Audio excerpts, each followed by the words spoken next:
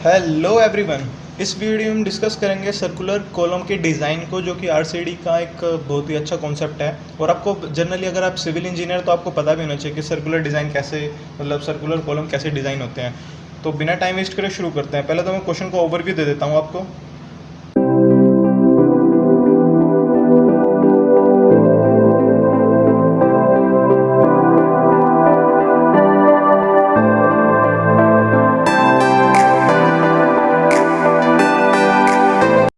अब क्वेश्चन पढ़ लेते हैं ज़रा।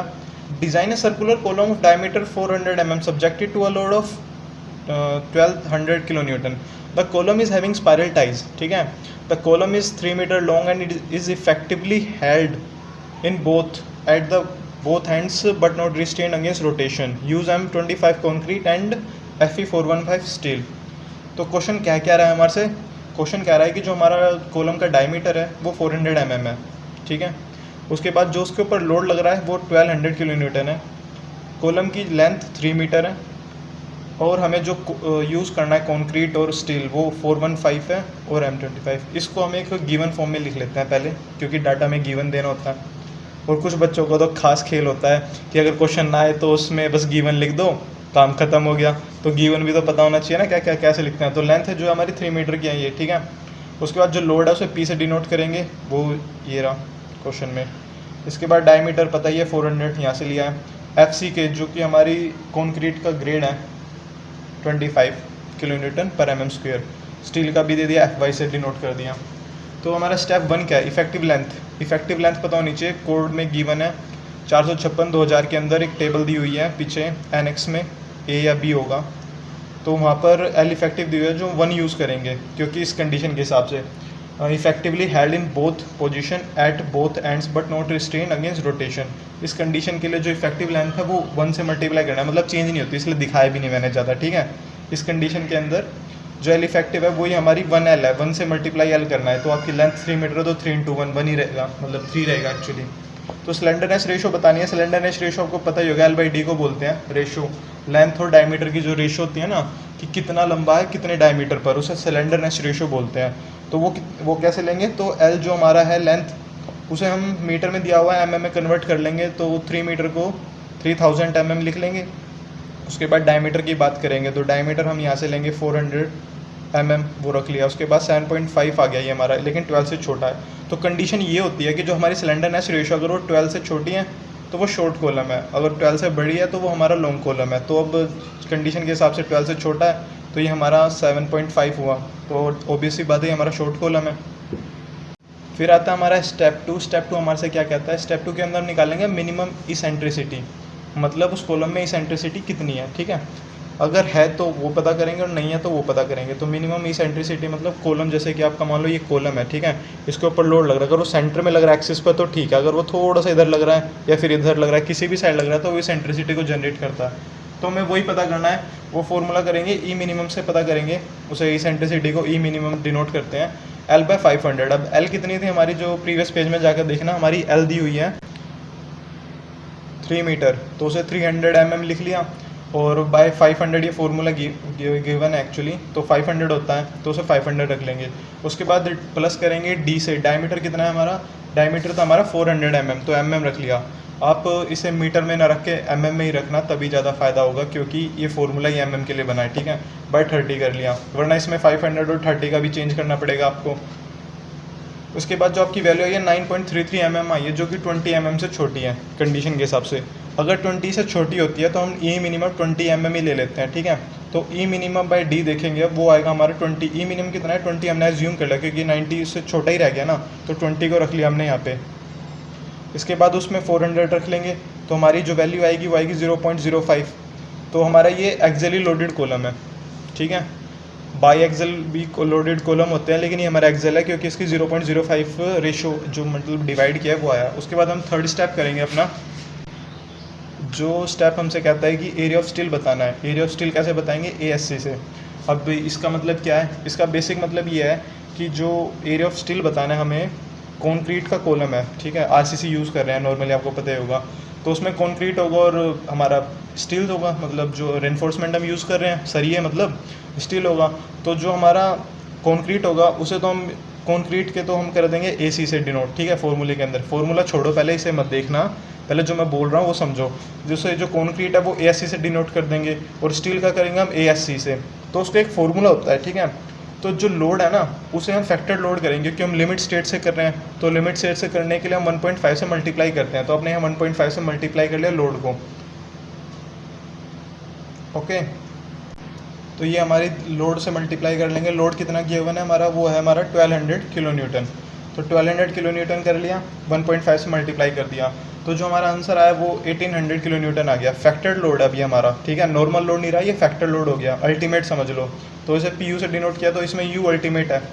तो अब क्या करेंगे, हम उसका एरिया ऑफ स्टील निकालेंगे। उसे निकालने के लिए एरिया ऑफ स्टील तो हम निकालेंगे, लेकिन टोटल लोड का जो फॉर्मूला है वो क्या कहता है हमारे से, वो ये कहता है कि for a column with helical tie. Helical tie क्यों, क्योंकि जो सर्कुलर कॉलम हम कर रहे हैं उसके अंदर हम हेलिकल टाई यूज़ कर रहे हैं, ठीक है। यूज़ क्या कर रहे हैं, ऑलमोस्ट वही यूज़ होती है। The load carrying capacity is given by, तो जो लोड कैरिंग कैपेसिटी है ना किसी भी कॉलम की, जो हेलिकल सर्कुलर इन डिज़ाइन और हेलिकल रेनफोर्समेंट उसके अंदर दी जाती है। टाइज मतलब रेनफोर्समेंट नहीं, रेनफोर्समेंट तो सीधी रहेगी, लेकिन जो टाइज हैं वो हेलिकल है। तो उसका फॉर्मूला ये है कि PU 1.05 अंडर रूट 0.4 FC के AC, एरिया ऑफ कॉन्क्रीट है ये, ठीक है, AC कंफ्यूज नहीं होना, प्लस 0.67 FY/ASC, ये एयर ऑफ स्टील है। तो अब हमारे पास जो भी है क्वेश्चन के अंदर, हम क्या करेंगे, इसे कन्वर्ट कर लेंगे एक फॉर्म में, या तो AC ख़त्म कर देंगे ASC की फॉर्म में लेंगे, या ASC लेंगे AC की फॉर्म में। तो अभी इसे कैसे टैकल करेंगे वो देखते हैं।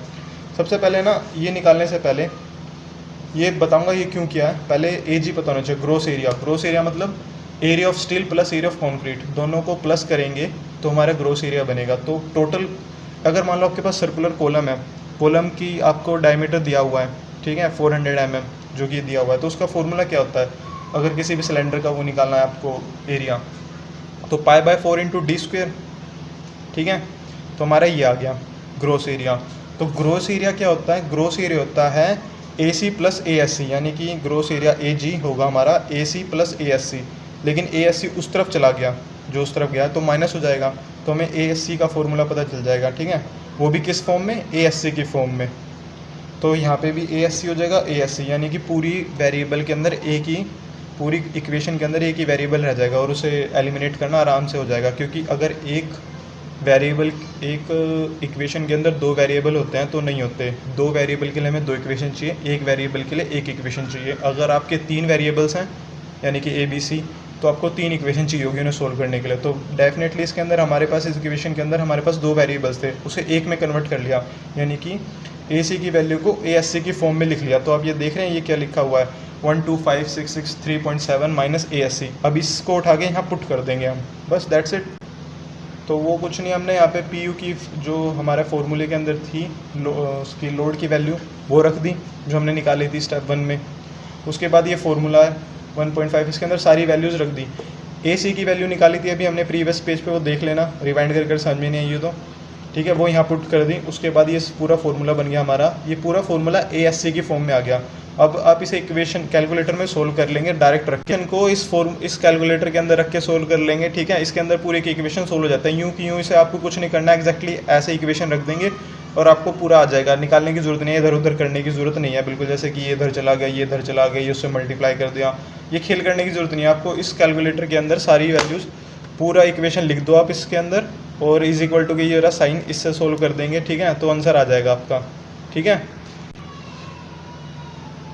तो हमारी ASC की वैल्यू आ जाएगी इससे mm² के अंदर। ASC क्यों mm² में क्यों आया है, कोई बता सकता है? बिल्कुल, क्योंकि हम एरिया निकाल रहे थे स्टील का, चाहे एरिया स्टील का हो चाहे कंक्रीट का, आएगा तो स्क्वायर के अंदर ही, ठीक है। तो ये हमारा स्टील का वो है हमारा एरिया। इसके बाद परसेंटेज ऑफ स्टील निकालनी है। वैसे ये इतना इंपॉर्टेंट भी नहीं है, पर फिर भी चेक करने के लिए हम निकाल लेते हैं ये वाला स्टेप, बस ये वाला हिस्सा, ठीक है। एरिया ऑफ स्टील निकालेंगे तो वही कैसे निकालेंगे भाई, आपको परसेंटेज निकालनी है स्टील की। तो कैसे निकालोगे आप परसेंटेज किसी भी चीज़ की, मतलब उसमें कितनी कमी रही होगी। मान लो जैसे आपके 70% मार्क्स हैं, आपको कैसे पता 70% मार्क्स हैं, मतलब कि आपके 70 नंबर आए होंगे 100 में से, तो 70 को ऊपर रखा टोटल में से, टोटल को नीचे रखा, तो वही करेंगे। एरिया जो स्टील का एरिया है वो ऊपर रख लेंगे, ये ठीक है, अपॉन टोटल एरिया यानी कि ग्रोस एरिया पूरे कॉलम का इनटू 100 कर देंगे। वही करा है। ग्रोस एरिया आपको पता ही है, अभी पीछे प्रीवियस पेज पे निकाला था, ASC ये ऊपर लिखा हुआ है, इसे रख लिया, इनटू 100 कर लिया, तो परसेंटेज कितने 1.43। और कोड के हिसाब से इट इज़ बिटवीन, ये किसके बीच में होनी चाहिए 0.8 to 4% होनी चाहिए, यानी कि हमारी वैल्यू ओके है इन दोनों की, इस क्राइटेरिया रेंज के बीच में ही है ये वैल्यू हमारी 1.43, तो ठीक है। अब क्या करेंगे, 20 mm के डायमीटर्स बार यूज़ करेंगे। तो एक डायमीटर मतलब एक बार का जो डायमीटर है उसका एरिया कितना होगा, उसका होगा 314 mm²। ठीक है, नंबर ऑफ़ बार्स बताने हैं। नंबर ऑफ़ बार बताने के लिए क्या यूज़ करेंगे, नॉर्मल है नंबर ऑफ़ बार बताने हैं। अब बार कैसे बता सकते हैं, ये ना, ये मैंने पिछली कई वीडियो में यूज़ किया है, तो बच्चे काफ़ी कंफ्यूज हो जाते हैं कि नंबर ऑफ़ बार्स का फॉर्मूला आप कैसे यूज़ कर सकते हैं सर। मैं बताता हूँ कैसे यूज़ कर सकते हैं ये वाला फॉर्मूला। तो ध्यान से सुनना, नंबर ऑफ़ बार बताने कितने बार लगेंगे। नॉर्मली अब ये छोड़ दो बार बार वगैरह के नंबर ऑफ़ बार्स कितने लगेंगे। नॉर्मली सोचो कि जितना टोटल एरिया है उसे डिवाइड कर दें एक के एरिया से, तो आपको पता चल जाएगा कितना यूज़ होगा। नहीं समझ में आया, चलो कोई और एग्जांपल लेते हैं। मान लो कि 2 रुपये की एक टॉफ़ी है और आपके पास 10 रुपये हैं, तो उस 10 रुपये में कितनी टॉफ़ी आ जाएंगी। ऑब्वियसली वाले 5। वो कैसे आया, वो ऐसे आया कि आपने क्या किया, जो आपके पास पैसे थे 10 वो तो ऊपर रख दिए, और जो नीचे आपने वैल्यू रख दी, मतलब कितनी थी 2 रुपये की थी तो 2 नीचे रख दिया, तो 2 1 जा 2, 2 5 जा 10, तो 5 टॉफ़ी आ गई। तो वही करना है, जो टोटल एरिया हमारा स्टील का वो हमें पता चल गया ये आया था, ठीक है, वो रख देंगे। उसके बाद एक बार का एरिया रख देंगे, तो उसे डिवाइड कर देंगे, तो आपको पता नहीं चल जाएगा कितने नंबर ऑफ बार्स आएंगे, 4.7 आएंगे।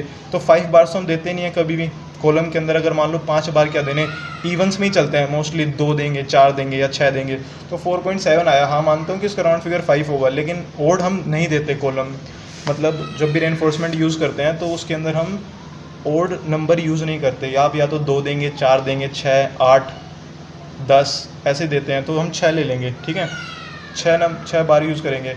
अब 6 देंगे तो उस हिसाब से हमारा एरिया भी बढ़ जाएगा।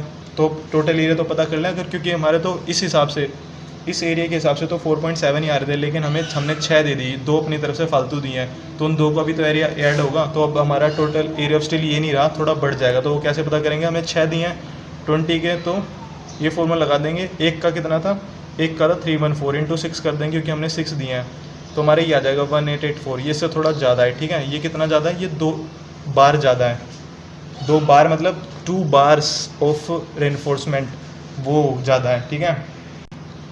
तो अब हमने रेनफोर्समेंट प्रोवाइड कर दी, मेन रेनफोर्समेंट तो हमने प्रोवाइड कर दी, 20 mm के डायमीटर्स के बार प्रोवाइड कर रहे हैं, वो भी 6 प्रोवाइड किए हैं, ठीक है। उसके बाद आता है हमारा हेलिकल रेनफोर्समेंट। हेलिकल रेनफोर्समेंट के लिए कोर का डायमीटर पता होना चाहिए। अब कोर क्या होता है, कोर होता है बेसिकली जो बीच का है, मतलब आप जैसे कि एरिया ऑफ कॉन्क्रीट है, ठीक है। एरिया ऑफ कॉन्क्रीट मतलब आपने जो अपना कॉलम बनाया है उसके अंदर आपने कॉन्क्रीट भरा होगा, लेकिन कॉन्क्रीट भरने से पहले उसके अंदर स्टील होगा बीच में, तो वो स्टील तक का जो एक स्टील भी एक वो बना रहा है ना हमारा कॉलम अपना ही खुद का, तो उसका जो डायमीटर होगा वो कोर डायमीटर कहलाएगा, ठीक है, सेंटर टू सेंटर। तो वो कैसे पता करेंगे, वो पता करेंगे भाई हम क्लियर कवर कितना छोड़ रहे हैं। हम 50 क्लियर कवर छोड़ते हैं, मतलब नॉर्मली कॉलम के अंदर हम 50 mm का क्लियर कवर छोड़ते हैं सरिये से दूरी आउटर एज की। तो 400 तो हमारा mm था उसका डायमीटर, -2 इंटू 50, 2 इंटू मतलब बोथ द साइड छोड़ेंगे डायमीटर के अलोंग। अगर रेडियस की बात करते तो 150 से माइनस करता, लेकिन अगर डायमीटर की बात करूँ तो 250 से करेंगे दोनों तरफ, ठीक है। तो हमारा कितना का 300, तो जो कोर का डायमीटर है वो 300 mm है। कोर का डायमीटर पता चल गया, कोर का एरिया पता करेंगे। तो पता करने के लिए नॉर्मली है π/4 इंटू ये कर लेंगे माइनस ये कर देंगे एरिया। अब ये माइनस क्यों किया है, क्योंकि ये रेनफोर्समेंट का एरिया माइनस किया है। रेनफोर्समेंट का एरिया इसलिए माइनस किया है क्योंकि रेनफोर्समेंट को भी हम कंसीडर नहीं करेंगे कोर का एरिया बताने के लिए। कोर मतलब इन द मिडल का एरिया बताना है, तो वो आया हमारा ये, ठीक है। तो वॉल्यूम ऑफ कोर पर पिच मतलब पिच आपको मैं बताऊंगा अभी डायग्राम में, अभी हम आगे चलेंगे, पहले आप समझ लो कि पिच वॉल्यूम ऑफ कोर बताना है, वॉल्यूम बताना है, एरिया बता चुके, वॉल्यूम बताना है पर पिच के हिसाब से। तो इंटू पी कर देंगे डायरेक्टली, एरिया पता है, पिच मल्टीप्लाई कर देंगे तो वॉल्यूम बन जाएगा। नॉर्मल सी बात है, वॉल्यूम होता है क्या, mm³ होता है, mm² ऑलरेडी हमारे पास है, इंटू पिच कर देंगे। पिच होता है स्पेसिंग उनके बीच की, अभी बताऊँगा डायग्राम के अंदर। तो इंटू पी कर देंगे तो वो वॉल्यूम बन जाएगा। उसके बाद हम 8 mm का स्पायरल यूज़ करेंगे, जो हेलिकल रेनफोर्समेंट प्रोवाइड कर रहे हैं हम चारों तरफ, तो वो यूज़ करेंगे हम 8 mm का बार, ठीक है। तो 8 mm डायमीटर बार करेंगे तो वॉल्यूम ऑफ 1 स्पायरल पर पिच, एक स्पायरल की पर पिच बतानी है। तो अब जैसे यहाँ पे फॉर्मूला लगाया था वही करेंगे हम, और कुछ नहीं। π/4 into 8² into pi into 300 minus जी कर देंगे, ठीक है। उसके बाद हमारे ये आ जाएगा, तो हमने हमारा ये 8 है, 300 माइनस 8 कर लेंगे, वो तो आपको पता ही चल गया कि क्यों किया है। तो हमारा ये फॉर्मूला आ गया। उसके बाद ये हम यहाँ पुट करेंगे, ठीक है। ये क्यों किया है मैं बता रहा हूँ, एक्चुअली ये एक फॉर्मूला है पूरा, volume of helical reinforcement upon volume of core, और जो कि है less than is equal to 0.63 bracket AG upon AC minus 1 FC के अपॉन FY, ठीक है। तो बेसिकली हमें करना क्या है, उसके अंदर ये जो फॉर्मूला है वो यहाँ पुट कर देंगे, ठीक है, जो यहाँ आया। और जो ये ऊपर वाला फॉर्मूला है वॉल्यूम ऑफ कोर पर पिच, तो वॉल्यूम ऑफ कोर ये लिख रहा है, तो इसे उठा के हम रखेंगे यहाँ पर, तो ये पूरी इक्वेशन बन जाएगी एक, ठीक है। ये इक्वेशन बन गई हमारी।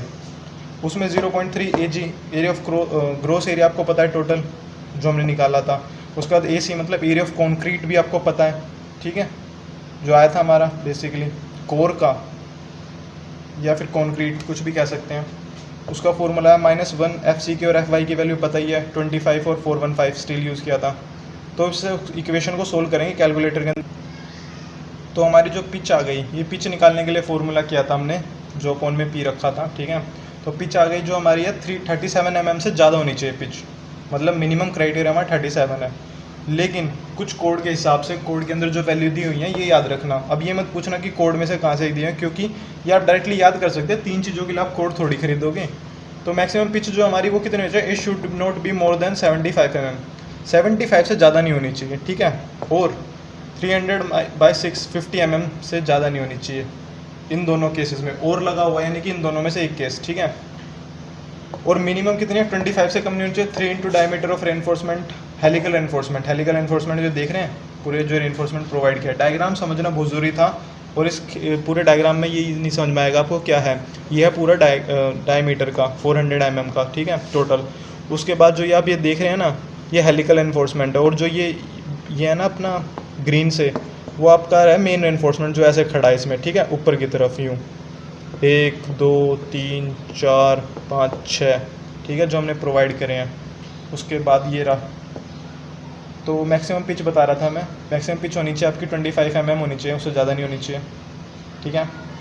सॉरी गलत बोल दिया थोड़ा, मिनिमम ये मैक्सिमम है, ये मिनिमम है। तो मिनिमम पिच बता रहा था, मिनिमम 25 mm से कम नहीं होनी चाहिए, और 24 से कम भी नहीं होनी चाहिए। अब इनमें से जो कम होगी सबसे ज़्यादा वो उठाएंगे, यानी कि 24 से कम तो नीचे जानी नहीं चाहिए। तो लेकिन हमारा पिच तो 37 से कह रहा है कि 37 से नीचे नहीं जा सकते, तो हम इसमें से 40 mm की पिच ले लेंगे। पिच मतलब हेलिकल रेनफोर्समेंट, आप ये देख रहे हैं जो 2 पॉइंट है ना, इन दोनों के पॉइंट को बीच को पिच बोलते हैं। जो पिच है हेलिकल रेनफोर्समेंट की वो 40 mm से कम नहीं होनी चाहिए, तो 40 mm की दे दी। अब डायग्राम में हमने जो डिटेलिंग करी है वो बताता हूँ। जो ये ग्रीन पेन से आप देख रहे हैं, ये हमारे यहाँ ना मेन एनफोर्समेंट है। मेन एनफोर्समेंट कितने थे, हमने जो निकाले थे वो 6 निकाले थे, मतलब कि 6 सरिये यूज़ करेंगे हम, 20 mm के बार्स थे, तो 6 ही है, 1 2 3 4 5 6, ठीक है।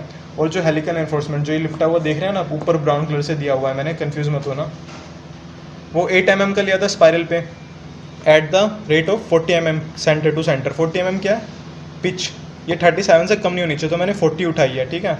तो पिच क्या होती है बेसिकली आप समझ नहीं पाते, इसलिए मैंने ये बनाया डायग्राम प्रोजेक्शन के थ्रू से। इस डायग्राम को समझना बहुत ज़रूरी है। इस डायग्राम को ये क्या कह रहा है, डायग्राम का कहना का ये है कि आपका ये डायग्राम दिखने में तो ऐसा होगा, फेस से टॉप व्यू ऐसा होगा। तो पिचिंग आप समझे क्या है, ये जो देख रहे हैं ना, ये हेलिकल एनफोर्समेंट है, जो दिख रहा है आपको स्पायरल की फॉर्म में, ये आता हुआ, ये हमारा हेलिकल एनफोर्समेंट है। 40 mm की स्पेसिंग है इसमें, और ये जो मैंने दिखा दिया 8 mm diameter at the rate of 40 mm centre to centre. और जो ग्रीन पेन से देख रहे हो ना, ये वही है उसके ऊपर वाली प्रोजेक्शन। तो वो कितने लिए थे हमने, 6 लिए थे बार्स, 20 mm के बार्स थे, मतलब उनका साइज़ 20 mm का था डायमीटर, और 6 थे नंबर के अंदर। तो यही हमने निकाला था, हो गया आपका क्वेश्चन, ठीक है। इसको वीडियो को लाइक ज़रूर करना और शेयर ज़रूर करना बिल्कुल मत भूलना, और प्लीज़ सब्सक्राइब द चैनल, क्योंकि आप वीडियो तो देख लेते हैं लेकिन सब्सक्राइब नहीं करते, तो उससे मोटिवेशन नहीं मिल पाता, मतलब बॉन्डिंग नहीं हो पा रही है। आप सब्सक्राइब करके अपना बॉन्डिंग दिखाइए, मैं वीडियो देकर आपको आपके एग्ज़ाम में पास करवाने की गारंटी लेता हूँ।